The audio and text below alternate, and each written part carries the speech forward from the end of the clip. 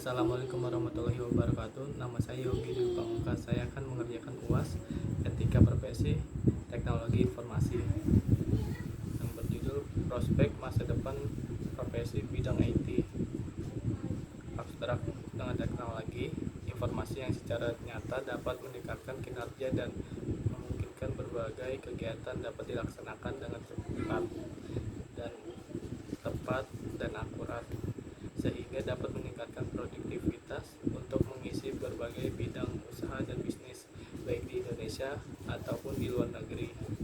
Yang berkaitan dengan teknologi informasi sangat diperlukan SDM, sumber daya manusia, yang benar-benar handal dan profesional. Tanpa kemampuan dan skill yang baik mumpuni, kita tidak akan mampu bersaing dengan tenaga IT yang berasal dari luar negeri yang masuk ke bursa tenaga TI di Indonesia.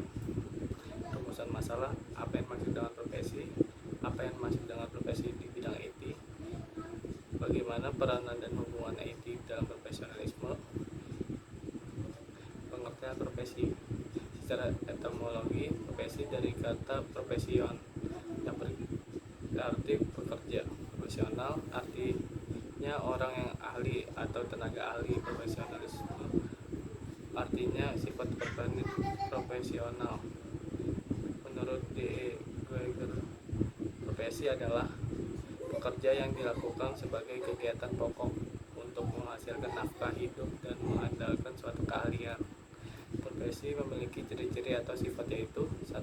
Adanya pengetahuan khusus, yang biasanya keahlian dan keterampilan ini dimiliki berkaitan pendidikan, pelatihan, dan pengalaman yang bertahun-tahun. 2. Adanya keindahan dan standar moral yang sangat tinggi. Hal ini biasanya setiap pelaku profesi mendasarkan kegiatan pada kode etik profesi. 3. Mengabdi pada kepentingan masyarakat, artinya setiap pelaksanaan profesi harus meletakkan kepentingan pribadi di bawah kepentingan masyarakat. 4. Ada izin khusus untuk menjalankan suatu profesi. Setiap profesi akan selalu berkaitan dengan kepentingan masyarakat, di mana nilai-nilai kemanusiaan berupa keselamatan, keamanan, kelangsungan hidup, dan sebagainya. Maka untuk menjalankan suatu profesi harus terlebih dahulu ada izin khusus. 5. Kaum profesional biasanya menjadi anggota dari suatu profesi. Profesi di bidang IT. Kelompok pertama adalah mereka yang bergelut di dunia perangkat lunak atau software, baik mereka yang merancang sistem operasi, database, maupun sistem aplikasi. Misalnya: 1. Sistem analis, 2. Programmer, 3. Web design, 4. Web program. Kelompok kedua adalah mereka yang bergelut di bidang perangkat keras atau hardware. Misalnya: 1. Technical engineer, 2. Network engineer.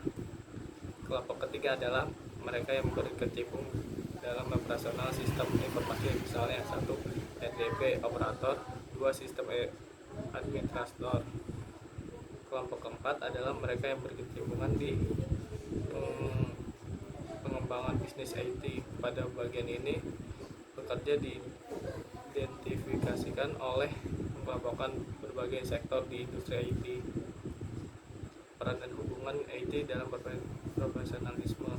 Pengertian profesionalisme dan kerja: apabila keduanya digabungkan menjadi suatu kesatuan, yaitu seorang profesionalisme akan sangat efisien dalam pekerjaannya jika memiliki keahlian kerja.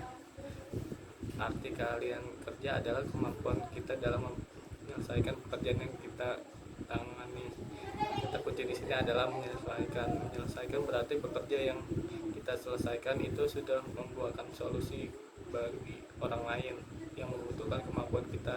Jujur, perlu kita ketahui bahwa orang lain membayar kita karena solusi yang sanggup kita berikan kepada mereka. Ciri-ciri profesionalisme di bidang IT dan kode etik profesionalis yang dimiliki seorang IT. Profesionalisme adalah kompetisi untuk melaksanakan tugas dan fungsinya secara baik dan benar, dan juga komitmen dari para anggota di sebuah profesi untuk meningkatkan kemampuan dari seorang karyawan. Ciri-ciri profesionalisme IT. 1. Memiliki kemampuan keterampilan dalam menggunakan peralatan dan berhubungan dengan bidang pekerja IT. 2. Memiliki ilmu dan pengalaman yang menganalisa suatu software atau program. 3. Bekerja di bawah disiplin kerja, mampu melakukan penelitian disipliner, mampu bekerja sama, cepat tanggap terhadap masalah klien. Kode etik di bidang IT juga diperlukan untuk mengatur bagaimana para IT profesionalisme ini melakukan kegiatan. Kode etik yang harus dimiliki oleh seorang IT, yaitu seorang IT harus bertanggung jawab terhadap hardware dan software di dalam lingkup kerjanya.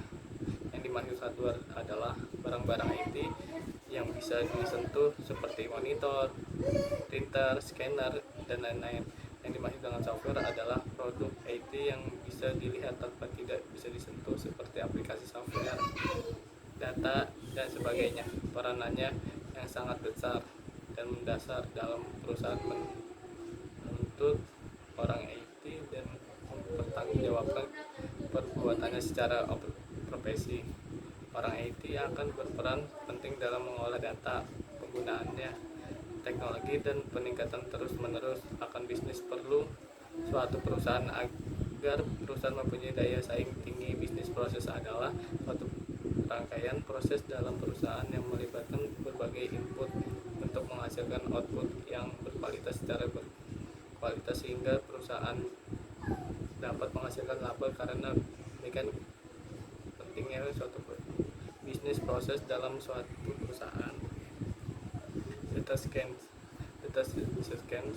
adalah ilmu yang mempelajari tentang bagaimana mengolah dan menginterpretasi data menurut formula statistik serta menggunakan bahasa pemrograman data yang tepat dalam pengolahannya. Data science merupakan orang yang berada di balik kendali teknologi pengolahan data, tanggung jawab yang luas, dan analisa sampai mendapatkan atau rekomendasi untuk mengembangkan bisnis. Data science bertugas menganalisis berbagai macam data dalam jumlah besar, big data, yang berakumulasi di perusahaan. Profesi ini mengandalkan kemampuan analisis data seperti menggabungkan data dari berbagai sumber dan memasukkan konsisten data set, data preparation, memilih faktor atau algoritma yang mempengaruhi hasil prediksi. Data exploit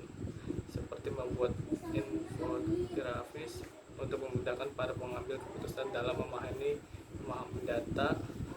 Selain itu, seorang data scientist harus keterampilan untuk mencari tahu informasi yang berguna untuk mengembangkan bisnis dan memanfaatkan metode statistik. Prediksi IT dalam beberapa waktu ke depan dan peranannya dalam sektor-sektor kehidupan seseorang. Sebagai contoh, seorang mahasiswa yang mendapat tugas membuat karya ilmiah. Sebuah adanya komputer karya ilmiah harus didetik dengan mesin tik. Hal ini kurang praktis karena jika terjadi kesalahan penulisan kata, maka seluruh halaman yang dibuang dan diketik ulang. Setiap dengan kehadiran komputer, karya ilmiah dapat diketik dengan menggunakan software yang telah disediakan. Word, misalkan, hasil kegiatan dapat dilihat terlebih dahulu sehingga kalau ada kesalahan yang diperbaiki kemudian berulang dicetak.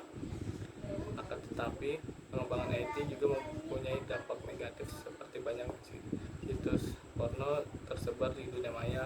Tentunya akan mempengaruhi anak-anak remaja di negara kita. Di sini kita akan mengulas peran IT dalam berbagai bidang. 1. Peran IT dalam bidang pendidikan. Adanya peran perkembangan teknologi informasi dalam bidang pendidikan, maka pada saat ini sudah dimungkinkan diandalkan untuk belajar jarak jauh dengan menggunakan media internet untuk menghubungkan antar mahasiswa dengan dosennya, melihat nilai mahasiswa secara online, mengecek keuangan, melihat jadwal kuliah, mengirim berkas tugas yang diberikan dosen dan sebagainya. Semuanya itu sudah dapat dilakukan. Faktor utama dalam distance learning, yang selama dianggap masalah adalah tidak ada interaksi antara dosen dan mahasiswa. Namun demikian, dengan media internet sangat memungkinkan untuk melakukan interaksi antara dosen dan mahasiswa, baik dalam bentuk langsung dan tidak. Dalam bentuk real time dapat dilakukan misalnya dalam suatu chat room, interaksi langsung dengan real audio atau real video, dan online meeting. Sedangkan yang tidak real time bisa dilakukan dengan mailing list, diskus group, dan bulletin board. Dengan cara di atas, interaksi dosen dan mahasiswa di kelas mungkin akan tergantikan maupun tidak 100%. 2. Peran IT di bidang kesehatan.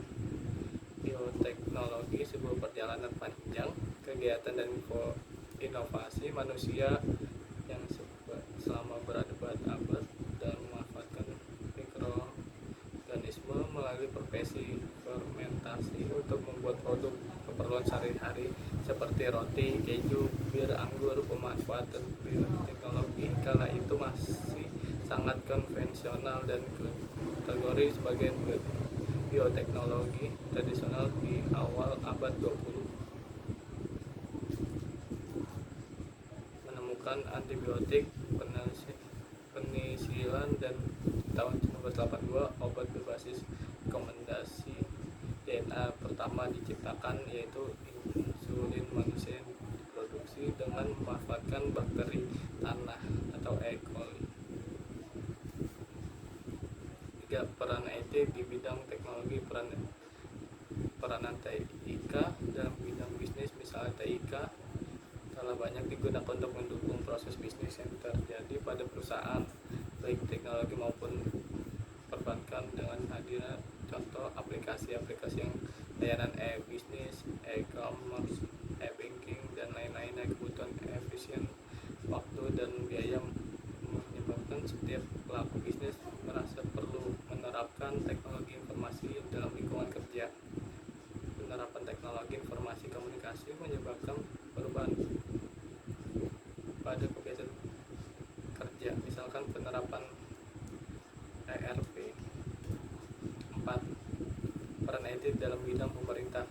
Dari sisi dampak positif akan menerapkan teknologi informasi dalam pelayanan publik, sebagai besar departemen institusi lebih mengharapkan adanya peningkatan kerja organisasi sendiri dalam bentuk meningkatkan pelayanan dan efisien dari birokrasi, maupun sebagian sudah melihat adanya peningkatan dan aspek-aspek transparansi birokrasi. Dalam pendidikan memiliki prospek yang penting dalam perkembangan IT. 1. Dunia pendidikan profesional Indonesia. 2. Penggunaan IT dalam dunia pendidikan. 3. Plus implikasi IT di dunia pendidikan Indonesia. 4. Pemanfaatan IT bagi institut pendidikan. Cukup sekian dari saya. Assalamualaikum warahmatullahi wabarakatuh.